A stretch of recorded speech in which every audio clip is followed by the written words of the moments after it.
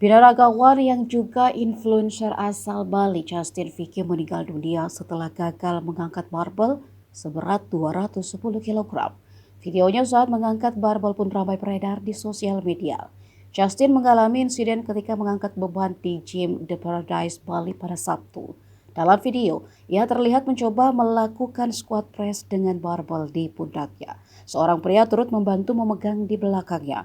Akan tetapi Justin tampak tak mampu berdiri tegak setelah melakukan squat. Ia pun jatuh ke posisi duduk yang mengakibatkan barbelnya jatuh di leher belakangnya. Seorang yang membantu Justin selama proses itu juga tampak kehilangan keseimbangan dan jatuh ke belakang bersama. Kecelakaan itu membuat Justin mengalami patah leher dan tekanan kritis pada saraf vital yang terhubung ke jantung dan paru-paru.